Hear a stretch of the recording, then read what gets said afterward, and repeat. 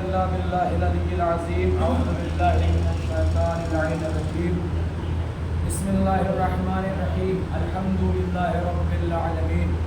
الصلاة والسلام على أشرف الأنبياء والمرسلين وياسين مولى مولى الثقلين جد الحسن والحسين أبي القاسم محمد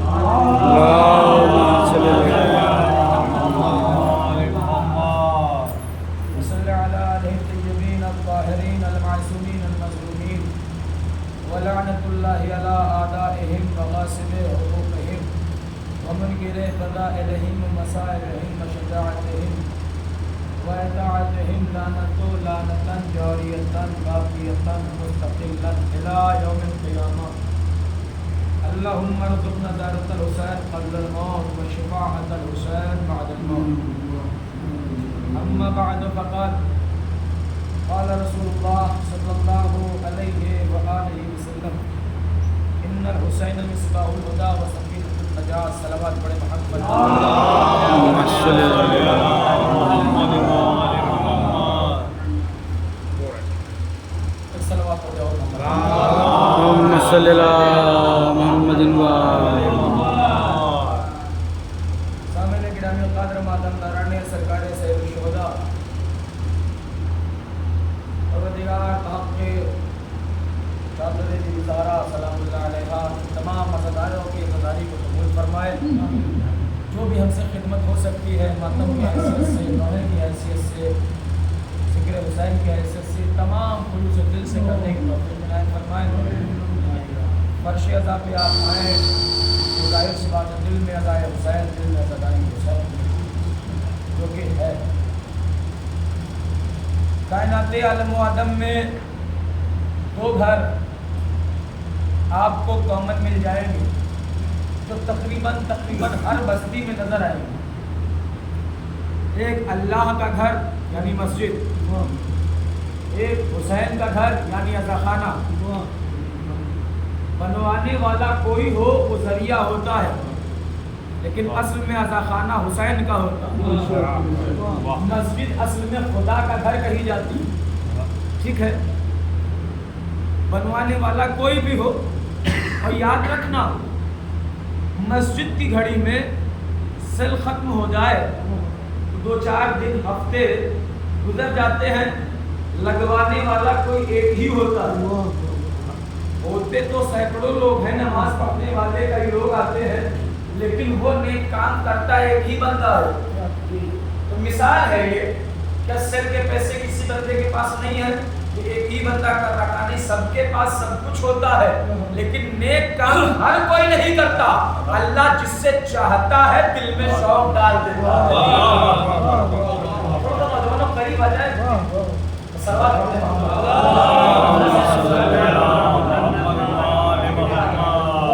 ماشاءاللہ مولا سلامت رکھیں. اور بابا زبان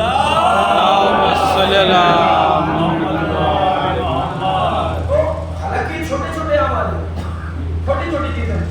جلوس میں علم اٹھتا ہے، علم ایک ہوتا ہے، اٹھانے والا بھی ایک ہے. تو اللہ مولا جس سے چاہتے ہیں وہ خدمت. اب آپ کہیں کہ مولا نے ہم سے نہیں چاہا، نہیں، کسی سے علم اٹھانے کی خدمت لے رہے ہیں، کسی سے ماتم کرانے کی خدمت لے رہے ہیں. کوئی لوہا پڑھ رہا، کوئی مرثیہ پڑھ رہا، کوئی مجلس پڑھ رہا. سب کو اپنا اپنا شوق دے رکھا ہے. یہ سلسلہ چلتا رہے تاکہ کسی کے ذہن میں یہ نہ آنے پائے ہم نہیں کریں گے تو یہ نہیں ہوگا، ہم نہیں کریں گے تو یہ نہیں ہوگا. مولا جس سے چاہتے بھی. یہ کلپ بہت وائرل ہوئی تو مولانا کا نام تو نہیں جانتا، لیکن بہت سچی اور اچھی بات کہہ گئے. اب وہ کس کو کڑوی لگتی ہے کس کو اچھی لگتی مجھے نہیں پتا. حق تو کڑوا ہوتا ہے، حق تو کڑوا ہوتا ہے. انہوں نے ایک بات کہی کہ جب چھوٹے تھے، نوجوان تھے، کم پڑھے لکھے تھے تو دستے میں آگے بڑھ کے دونوں ہاتھوں سے ماتم کرتے تھے، بڑھ چڑھ کے حصہ لیتے تھے. تھوڑا سا پیسہ آیا، تھوڑا سا علم بڑھ گیا، تھوڑا سا عہدہ مل گیا تو دھیرے دھیرے یہ ماتم رک کے کنارے آنے لگے. تھوڑا اور عہدہ ملا، تھوڑا اور سینئرٹی آئی تو اب دھیرے دھیرے دستے سے باہر جانے لگے اور پھر ایسے سے ایسے کرنے لگے. تو انہوں نے جملہ دیا کہ کہ پتہ نہیں جب چھوٹے تھے، کم علم تھے، کم پیسہ تھا، عہدہ نہیں تھا تو ہم بڑھ چڑھ کے ماتم کیا کرتے تھے، اب علم آ گیا، عہدہ آ گیا تو ہم دھیرے دھیرے دستے سے کنارے کیوں ہو گئے؟ پتہ نہیں ہم حسین سے دور ہو رہے ہیں یا حسین ہمیں دور کر رہے ہیں۔ طبیعت بیماری اپنی جگہ، وہ ایک مجبوری ہے شریعت کی، یہ تو ماتم ہے ماتم، بیماری میں تو نماز بھی آپ کو بیٹھ کے لیٹ کے اشارے سے پڑھنے کی اجازت ہے، تو مجبوری کی ایک بات الگ ہے۔ جیسے آپ دیکھیں جو میں پڑھ رہا ہوں آپ یہاں کا مت سوچیے، یہاں تو میں کبھی آیا ہی نہیں، پہلی بار آیا آپ کے شہر میں، یہ میں تجربہ بتا رہا ہوں کہ آپ نے دیکھا ہوگا مجلسوں میں دو چار لوگ ہوتے ہیں بیٹھتے ہیں جو دان باقی ہے کسی دا کرتا ہے، وہ بڑا خطیب ہوتا چھوٹا کسی کو دان نہیں کرتے، بات چاہے اتنی اچھی ہو، کیوں؟ کیونکہ وہ سوچتے ہیں کہ 50 لوگ بابا کر رہے ہیں تو اگر ہم بھی کریں گے اس کا مطلب جیسے ہو ویسے ہم، ہے نا، یہی سوچتے۔ تو ہم جیسے چھوٹے خطیب یہ سوچتے تھے کہ جو مجلس میں بابا نہیں کرتے لگتا ہے یہ بہت پڑھے لکھے، ہم ہی نہیں ہمارے سندھ ذاکری کے بہت سارے علماء یہی سمجھتے ہیں کہ جو مجلس میں کم بولے واہ نہ کرے بالکل بیٹھے رہے وہ زیادہ پڑھے لکھے ہیں۔ یہی مفہوم لوگوں تک پہنچا تو دھیرے دھیرے یہ تعداد لوگوں کی بڑھنے لگی، دھیرے دھیرے یہ تعداد لوگوں کی بڑھنے لگی۔ چلو اسی بہانے مولانا ہم کو پڑھا لکھا سمجھ لے، تو اب ہم جان گئے کہ لوگ جان بوجھ کے نہیں بولتے، تو ہم لوگوں نے علماء نے ذاکرین نے نظریہ بدل لیا۔ اب جو مجلس میں فضائل اہل بیت پہ بولے ہم لوگ اسی کو پڑھا لکھا سمجھتے ہیں۔ صلوات پڑھے محمد صلی اللہ محمد وآلہ محمد، اسی کو پڑھا لکھا سمجھتے ہیں۔ خیر یہ تو ایک آپ کو متوجہ کرنے کا خطابت کے حوالے سے اللہ تھا۔ دو گھر ہر جگہ مل جائیں گے آپ کو، ایک خدا کا ایک حسین کا۔ میں نے پہلے ہی کہا بنوانے والا ذریعہ کوئی ہو سکتا لیکن اثر خانہ حسین کا مسجد نہ ہی اللہ کو رہنے کے لیے گھر کی ضرورت ہے نہ ہی حسین کو رہنے کے لیے گھر کی ضرورت ہے۔ حسین اگر ان 10 دنوں میں ہمارے مہمان ہیں تو اس لیے نہیں کہ ہم نے حسین کے لیے گھر بنا لیا، وہ تو مولا کا کرم ہے جو ہمارے مہمان ہو گئے، مولا کا کرم ہے جو ہمارے مہمان ہو گئے، ورنہ حسین وہ سلطان کربلا ہے جو اپنے رہنے کے لیے 30,000 کی بتائی ہوئی زمین 60,000 میں خریدتا ہے۔ 60,000 آپ سوچیں، بنی اسد سے زمین کربلا خریدی نا، 2 محرم کل ہوگی انشاءاللہ سے جو سنیں گے آپ اس پہ بھی ایک تحقیق پیش کروں گا۔ 2 محرم حسین پہنچے تو زلجنا نے بتایا کربلا، یہی سنتے نا گھوڑا رک گیا، کیا زلجنا کو پتا تھا گھوڑا کو پتا نہیں؟ کوئی غلط تحقیق انشاءاللہ بشرط صحت و زندگی کہ یہ دنیا تجارت کا اصول ہے کہ بیچنے والا اپنی قیمت اپنے چیز کی قیمت بڑھا کے بتاتا۔ آپ انگوٹھی لیتے جائیں، گھڑی لیتے جائیں تو وہ جانتا ہے کہ یہ بھی بارگننگ کریں گے، گھٹائیں گے، سودا کریں گے، تو وہ بڑھا کے بتاتا تاکہ ہمارا نقصان نہ ہو۔ اور خریدنے والا چاہے آپ اس کو جتنا سستا بتا دیجیے 10-20 کم کرنے کی بات کر، یہ دنیا تجارت کا اصول ہے۔ تو بنی اسد کے سردار نے زمین کربلا کی قیمت اپنے حساب سے 30,000 درہم بڑھا کے ہی بتائی تھی، قریب کربلا نے کہا 60,000 دیتا ہوں۔ تو جو حسین اپنا مقبر دوہری قیمت پہ خرید رہا ہے،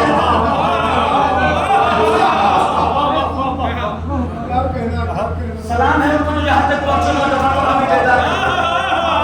دیکھیے میں یہ چاہتا ہوں، میرے استاد کہا کرتے تھے اللہ نے جنت نصیب فرمائے کہ استاد جو ہوتا ہے نا کالج میں یا مدرسے میں یا مکتب میں، وہ پڑھاتا نہیں ہے، اس سے پڑھوایا جاتا ہے۔ وہ 2-4 بتا دے گا نا آپ کو، تو آپ جب کہیں گے قبلہ جب 2-4 ہوتا ہے 10 منٹ تو اور جوڑیں گے تو کتنا ہوگا، تو وہ سمجھ جائے گا کہ سامنے والے کو شوق ہے تو وہ اور بھی محنت کرے۔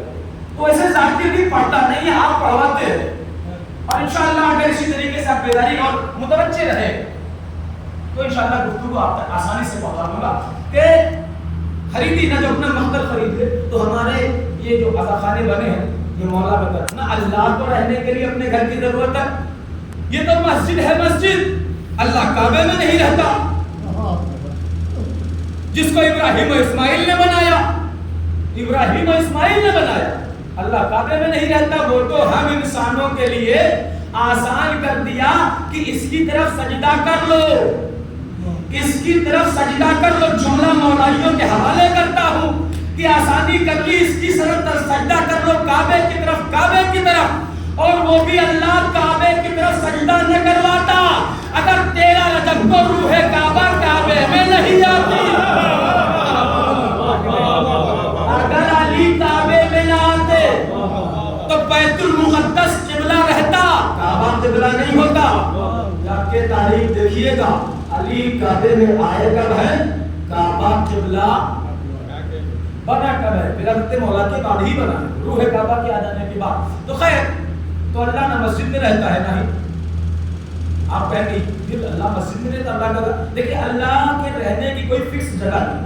اگر آپ کسی مقام پہ معین کر دیں گے تو توحید میں کمی, خدائی میں کمی. اللہ ہر جگہ, اس کی قدرت ہر جگہ. تو نہ رہنے کے لیے حسین گھر کی ضرورت ہے, نہ اللہ کو لوگ بن کیوں رہے ہیں.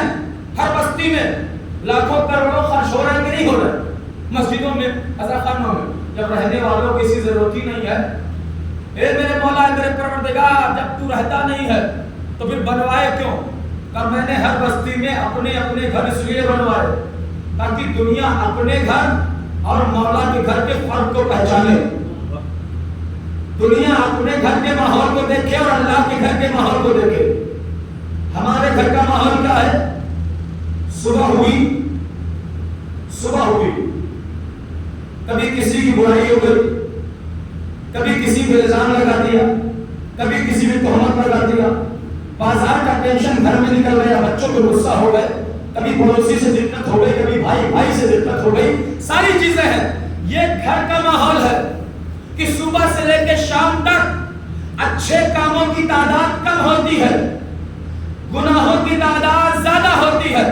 جانے نہ انجانے میں کبھی جھوٹ بول گئے, کبھی برائی کر گئے, کبھی غیبت کر گئے, وہ ہمارے گھر کا ماحول ہے. لیکن جب اپنے گھر کے ماحول سے نکل کر ہم حسین کے گھر میں آئے, آدھا گھنٹہ بیٹھے, 20 منٹ بیٹھے, نہ کوئی جھوٹ بولا, نہ کوئی غیبت کی, نہ کوئی تہمت لگائی, نہ کسی کا حق چھینا. حسین نے کہا فرق پہچانو, وہ تمہارے گھر کا ماحول ہے, یہ ہمارے گھر کا ماحول ہے. حسین چاہتے یہ ہے کہ تم ہمارے گھر سے تبرک کے ساتھ ہمارے گھر کی تہذیب بھی اپنے گھر لے جاؤ, ہمارے گھر کی تہذیب اپنے گھر لے جاؤ. اور مولا یہ بھی چاہتے ہیں کہ ہمارے گھر کی تہذیب اپنے گھر لے جانا. اگر نہ لے جا پانا تب بھی ٹھیک ہے, لیکن خدا کے لیے اپنے گھر کا ماحول ہمارے گھر میں نہیں لانا. کیونکہ جہاں یہ ہو جائے, ہماری انجمن تمہاری انجمن, ہمارا خطیب تمہارا خطیب, ہماری مجلس تمہاری مجلس, ہماری امام بارگاہ تمہارا امام بارگاہ, سمجھ لو کہ بندے نے اپنے گھر کا ماحول حسین کے گھر میں رائج کر دیا. صلوات پڑھے محمد. اچھا چلیے, میں زیادہ گفتگو کو اور خشک نہ کروں, بات تو آگے پڑھو. نہ اللہ رہتا ہے, گھر کی ضرورت اللہ محتاج ہے, گھر نہیں ہے لیکن بنتا ہے. حسین بھی رہنے کے لیے محتاج نہیں لیکن بنتا. یہ ہماری, کیونکہ یہاں بھی بیٹھنے والوں کی نیت ایک ہوتی ہے, فکر ایک ہوتی. جتنے لوگ بیٹھے 30 35 40 لوگ, پوچھئے سے کسی کی نیت, ہر کسی کی نیت ہے نا کہ مولا کے فضائل سننے آئے ہیں, ہر کسی کی نیت ہے نا کہ مجلس میں آئے ہیں, ہر کسی کی نیت ہے نا کہ حسین کا غم منانے آئے ہیں نا. یہی نیت حسین کے گھر میں ہے. مسجد چلے جائیے, مصلی پہ جتنے بھی لوگ کھڑے ہیں, چاہے وہ دوپہر کا وقت ہو, چاہے مغرب کا وقت ہو, سب کی نیت وہی ہے, نماز پڑھنے کی, اللہ کی عبادت کرنے کی. یعنی یہ وہ گھر ہے جہاں پر تقریباً لوگوں کا بیٹھنا بھی ایک ہوتا ہے, اٹھنا بھی ایک ہوتا ہے, سوچنا بھی ایک ہوتا ہے کہ اللہ اور حسین کی روٹی مواصلت, نہ اس کو ضرورت ہے نہ اس کو ضرورت. اچھا ایک چیز اور کامن, نہ آپ اس کے گھر میں جوتے پہن کے جا سکتے ہیں, نہ آپ حسین کے گھر میں جوتوں سمیت آ سکتے. کوئی کہے اچھا یہ بتائیے کیوں نہیں آتے آپ مسجد میں جوتے پہن چپل پہن کے, کیوں نہیں آتے, یا مرزا خانے میں کیوں نہیں آتے؟ تو بغیر مولانا کیسی بات کر رہے ہیں, نجاست کا یہاں پر گزر نہیں ہے، نجاست کا یہاں پہ گزر نہیں. میں نے کہنا معاف کرنا، نجاست والی بات نہیں، وہ تو ایک گوشہ. اگر یہی بات ہوتی تو جائیے جوتوں کی دکان پہ بالکل نیو برانڈ پیٹی پیک نکلوائیے، کہیں بھی استعمال نہ کیجیے، سیدھے یہی کھولیے. کیا پہن کے وہ آ سکتے؟ وہ تو بھی نجس بھی نہیں بظاہر، کیا اسے پہن کے آ سکتے؟ کہا نہیں آ سکتے.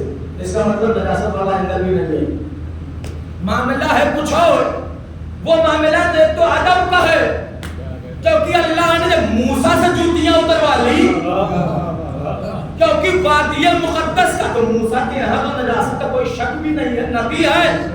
تو پتا چلا جب وادی مقدس ہو تو نبی کو بھی جوتیاں اتارنی پڑتی ہے.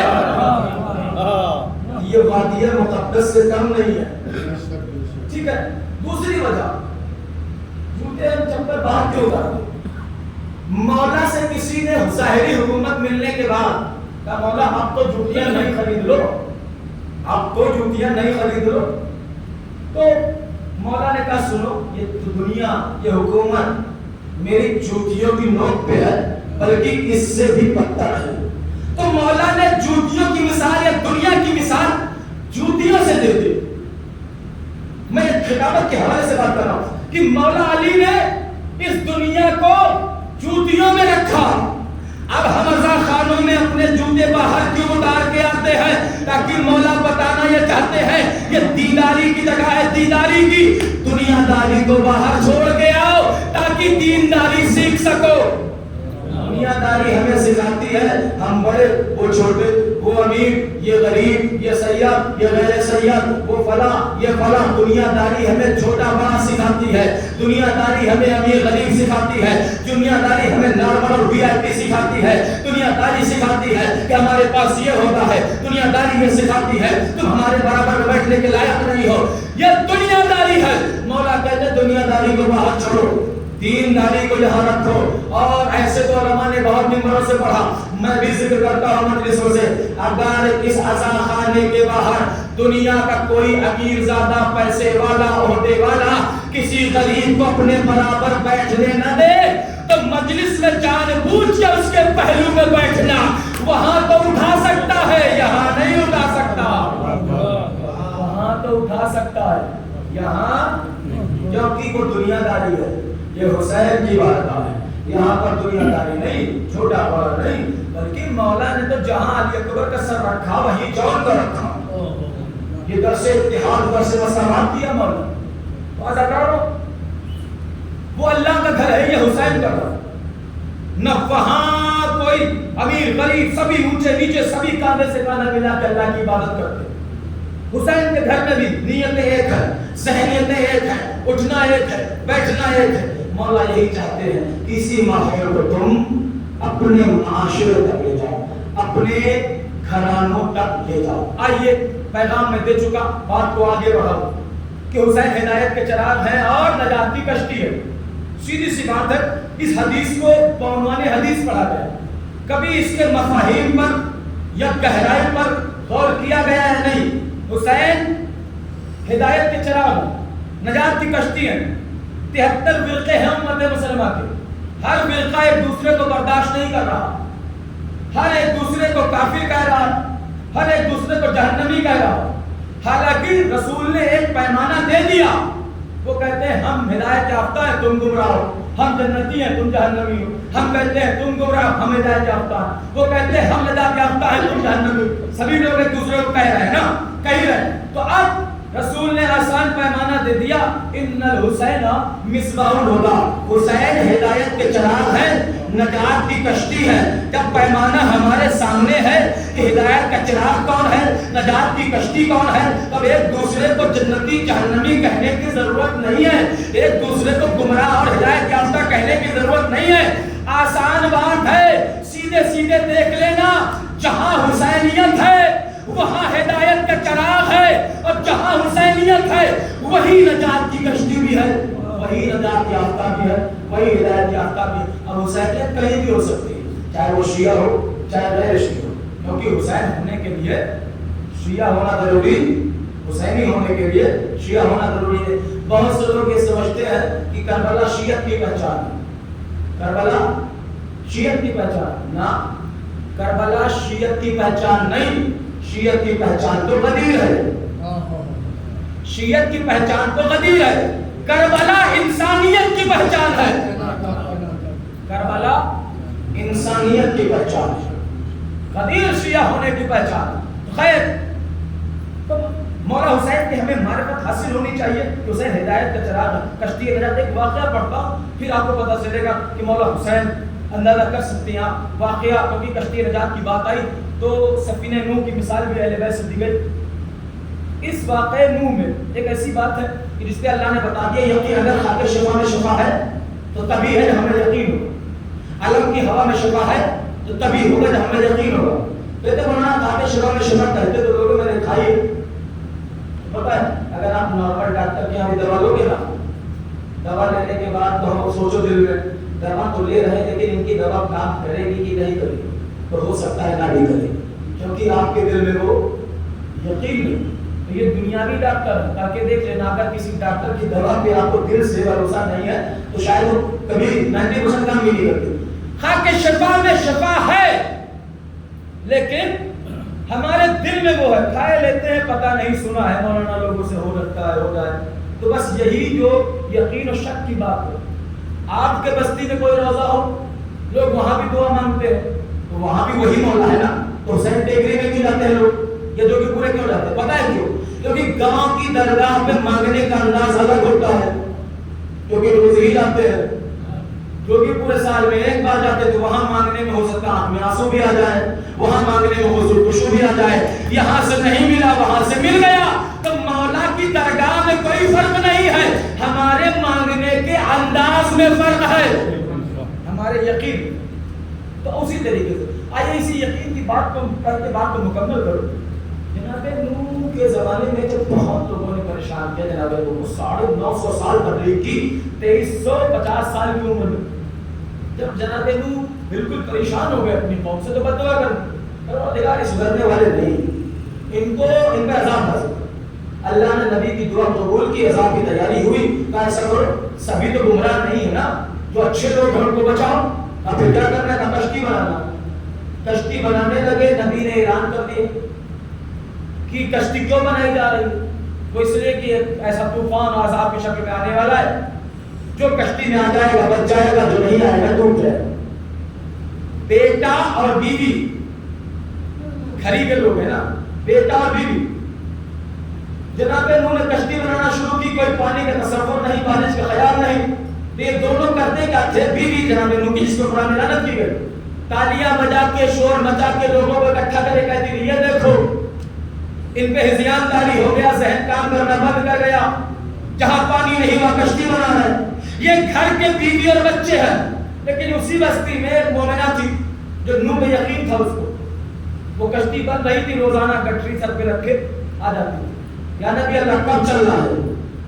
کشتی بن جائے گی تب، پھر گئی کچھ دنوں کے بعد پھر آ گئی، کشتی بن رہی، جب قریب وہ آئی نا تو نبی اللہ نے کہا جناب انہوں نے ایسا کرو روز روز نہ آیا کرو، زحمت ہوتی ہے، جب کشتی بن جائے گی ضرورت پڑے گی تو میں تمہیں بلا لوں گا، میں تمہیں خود کشتی میں سوار کر لوں گا۔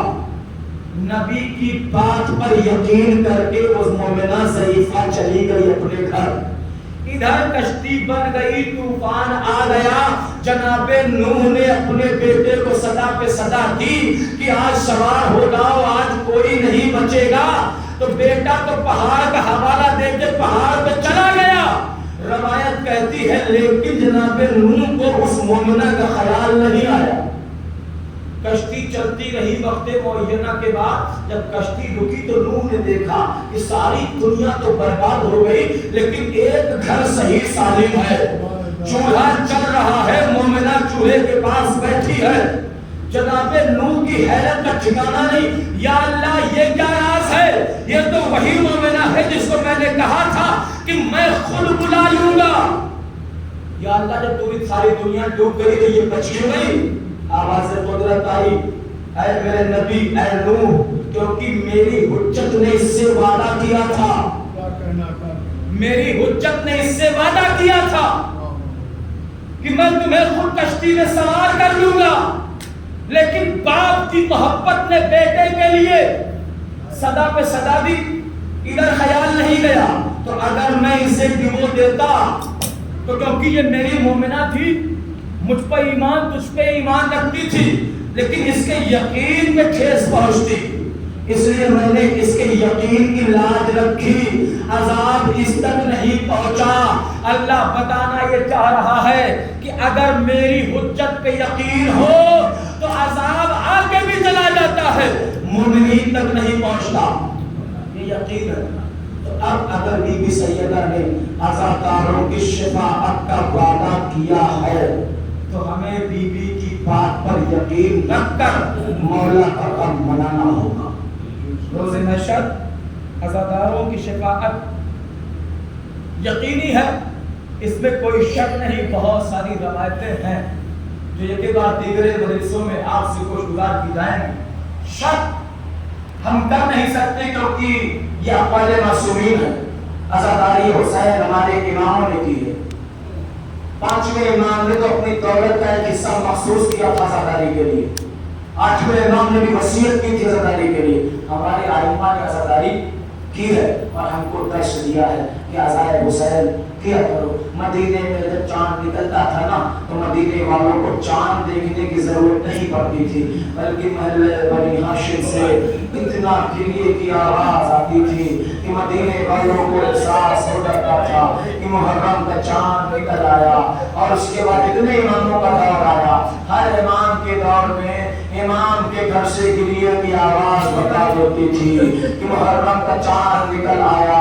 یہی محرم کا چاند جو آپ نے کل دیکھا نا، سہرا نے وطن میں دیکھا، زینب نے سفر کربلا میں دیکھا، سہرا نے چاند کو دیکھا دل گھبرا گیا، زینب نے چاند کو دیکھا دل گھبرا گیا۔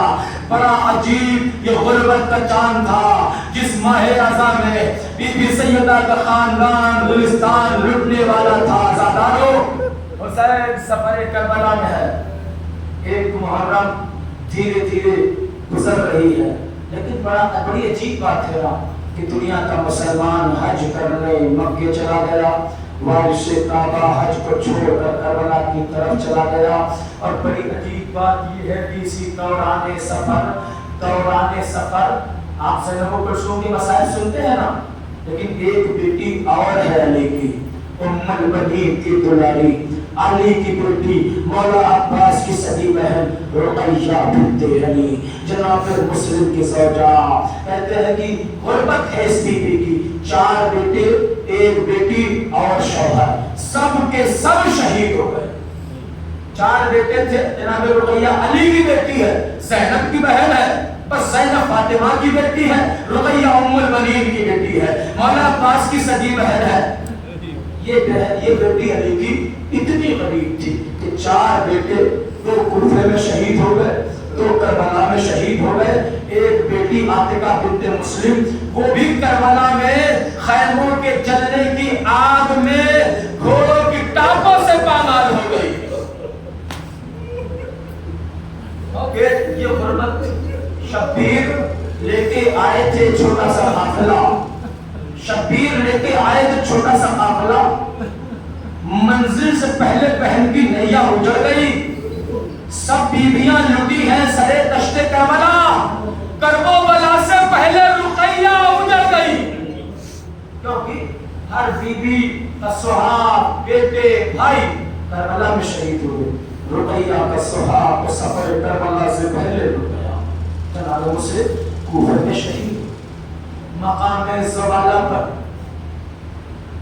مولا جناب مسلم کی شہادت، مولا حسین کو خبر ملی خبر، جناب عباس یہ سگے بہن ہوئی ہیں جناب مسلم، جب بہن کے سہاگ پہ حرف آتا ہے نا تو بھائی تڑپ جاتا ہے، غازی کہا تلوار بھی چلا گیا، حسین نے کہا یہ کربلا نہیں، حسین صبر کر۔ زینب نے پوچھا بھیا میرے مسلم پہ روئے گا کون؟ تب مولا نے دکھایا ایک نقاب پوش بیٹی مسلم کے لاشوں پہ گریہ آزاری کر رہی تھی، کون ہے؟ ٹوٹی پسلیوں والی ماں فاطمہ ہے، اپنے بیٹے مسلم کو رو رہی ہے۔ اتنے میں مولا حسین نے کہا کہ مسلم کی بیٹی عاتقہ کو میرے پاس لاؤ۔ سفیر کربلا غریب کوفہ کی یتیمہ کو حسین کی خدمت میں لایا گیا. حسین نے زانوں پر عاتقہ بنت مسلم کو بٹھایا اور سر پہ دست سبقت پھیرا, کیونکہ خاندان بنی ہاشم کی بیٹی تھی. ہاتھ پھیرنے کے انداز کو پہچان نہیں, پہچاننے کے بعد کہتی چچا میرے بابا کی خیر تو ہے. تب جناب مسلم نے کہا تھا بیٹا آج کے بعد اپنے بابا کی جگہ مجھے بابا سمجھنا. مدینے کا عرب کا رواج تھا کہ اگر کوئی بچی یتیم ہوتی تھی تو اس کے سر پہ ہاتھ پھیرتے تھے اور اس کے کانوں میں گوہر بٹھا دیتے تھے. سکینہ یہ منظر دیکھ رہی تھی, بابا آپ نے ہاتھ کیوں پھیرا, آپ نے گوہر کیوں ملائے, آپ نے بڑے نرم لہجے سے بات ایسے تو کبھی نہیں کی. نرم لہجے کا مطلب آج وہ انداز بدلا ہوا ہے. تب مولانا حسین نے کہا کیونکہ عاتقہ کا بابا مارا گیا ہے, یہ آج سے یتیمہ ہے, یتیموں کے حاصل میں ہاتھ پھیرا جاتا ہے, یتیموں سے اونچی آواز میں بات نہیں کی جاتی. نرم لہجے میں سکینہ 4 سال کی ہے, یہ منظر اپنے ذہن میں بٹھا رہی ہے کہ یتیموں کو گوہر پہنائے جاتے ہیں, یتیموں کے ہاتھ سر پہ ہاتھ رکھا جاتا ہے, یتیموں کو گوہر پہنائے جاتے ہیں, یتیموں سے غصے میں کوئی بات نہیں کرتا. سکینہ یہ سارے منظر دیکھ رہی تھی اور یہ منظر دیکھ کے اپنے ذہن و دل میں بٹھا لے گئی. لیکن کربلا میں بات حسین جب سکینہ کے گوشوارے چھینے گئے, سکینہ کے تماچے لگائے گئے, تو سکینہ نے کہا بابا تم نے تو کہا تھا یتیموں سے لوگ نرمی سے پیش آتے ہیں, لیکن یہ حسین کی غریب سکینہ ہے. کسی نے گوشوارے چھینے, کسی نے تازیانے مارے, کسی نے بھی باپ کا گوشوار نہیں. اِنَّا لِلَّهِ وَإِنَّا إِلَيْهِ رَاجِعُونَ. رضم بقضائه. رب تحفظ تیرے پاک کا صدقہ اس قوم کا دامن غم شبیر سے بھر دے. ہم کوئی نہ دے سوائے, ہم کوئی نہ دے ہم کو سوائے غم سرور شبیر کا غم بانٹ رہا ہے تو ادھر دے. ہم سن کو ملے ولولہ والا محمد, ہر ایک جوان کو ولی اکبر کا جگر دے. معلوم یا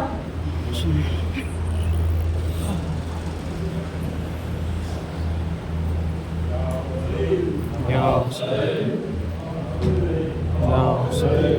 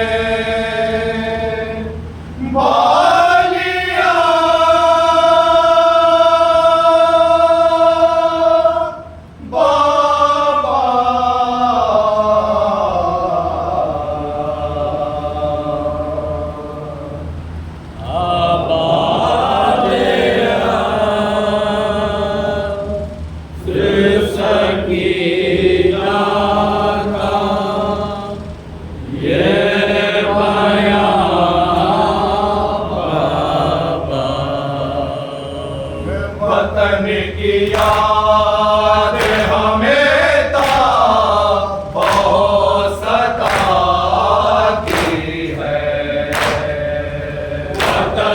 کی